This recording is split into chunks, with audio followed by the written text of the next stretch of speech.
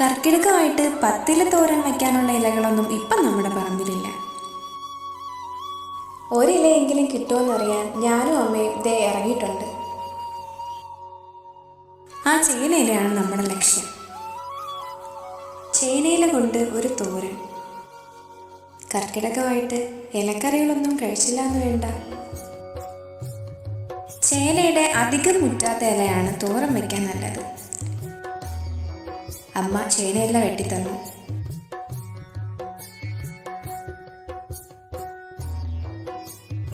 മുറവുമായി എത്തിയ ഞാൻ ചേനയിലയും വാങ്ങി ദാ പോകുന്നു.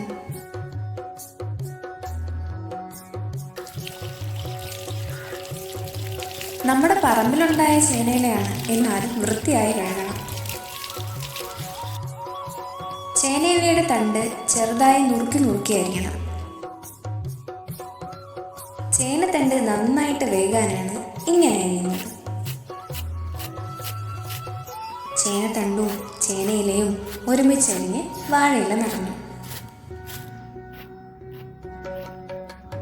ഇനി തോരനിലേക്ക് വേണ്ട അരപ്പ് റെഡിയാക്കാം. 1/2 കപ്പ് നാളികേരം, 1/4 ടീസ്പൂൺ മഞ്ഞൾപ്പൊടി, 1 ടീസ്പൂൺ ജീരകം, 4 അല്ലി വെളുത്തുള്ളി, 1 ടീസ്പൂൺ മുളക്. ഇവയെല്ലാം ചേർത്ത് ചെറുതായി അരച്ചെടുക്കാം. പാൻ അടുപ്പിൽ വെച്ച് ചൂടാകുമ്പോൾ വെളിച്ചെണ്ണ ഒഴിക്കാം. ചൂടായ വെളിച്ചെണ്ണയിലേക്ക് കടുക്, വറ്റൽമുളക്, കറിവേപ്പില എന്നിവ ചേർത്ത് താളിച്ചെടുക്കാം.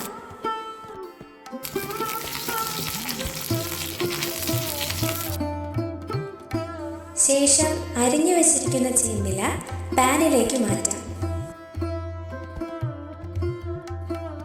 ചേമ്പിലയും താളിപ്പും നന്നായി ഇളക്കി യോജിപ്പിക്കാം.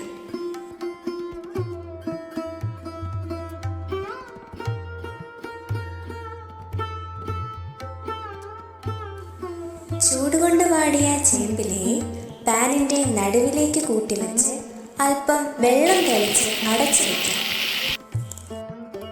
നീരാവിയേറ്റ് നന്നായി വേകട്ടെ.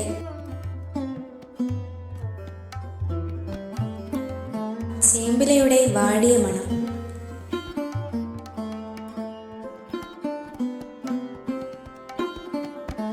ഇതിലേക്ക് ആവശ്യത്തിന് ഉപ്പ്, നേരത്തെ തയ്യാറാക്കിയ നാളികേരത്തിൻ്റെ അരപ്പ് എന്നിവ ചേർത്തിളക്കി തോർത്തിയെടുക്കാം.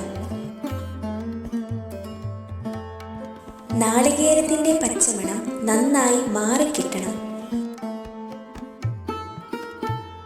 അടുക്കള മുഴുവൻ സുഗന്ധം പരത്തിക്കൊണ്ട് നമ്മുടെ ചേമ്പുല തോരൻ തയ്യാറായിരിക്കുന്നു.